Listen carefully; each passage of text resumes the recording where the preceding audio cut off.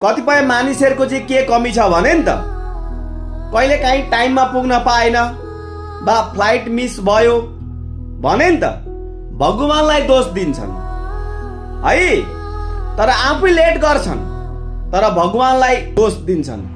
तर कहिले काहीँ नि भगवानले जे गर्नुहुन्छ नि राम्रोको लागि गर्नुहुन्छ, तर त्यो कुरो तपाईलाई थाहा हुँदैन है। तपाईले फ्लाइटको टिकट गर्नु भएको छ, तपाई टाइममा त्यहाँ पुग्नु भएन। अब टाइममा तपाई पुग्नु भएन भने तपाईलाई पर्खेर त त्यो फ्लाइट त बस्दैन, उसले जानुपर्ने जग्गा त उडेर उ जान्छ है।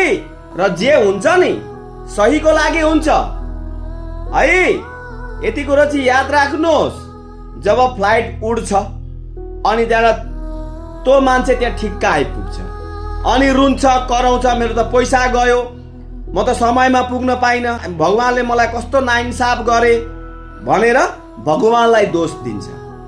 अनि एकछिन पछाडि जब त्यो फ्लाइट एक्सिडेन्ट हुन्छ वा क्रेस हुन्छ अनि त्यसले सुन्दछ आज त्यही फ्लाइटको मान्छे समय टाइममा नपुगेर मिस भएको मान्छेले अनि भन्छ, हे भगवान धन्न म त्यसमा गइनछु, मलाई भगवानले बचाएछन् भन्छन्। तर यति कुरा याद राख्नु, भगवानले कहिलेकाहीँ नि राम्रेका लागि गर्छन् र नडराउनुहोस्। जे तपाईको भाग्यमा लेखेको छ नि तपाईको त्यही हुन्छ। अगर तपाई मर्ने जग्गाबाट पनि बाँच्न लेखेको छ भने नि भगवानले बचाउनुहुन्छ है। र यो भिडियो शेयर गर्नुहोस्।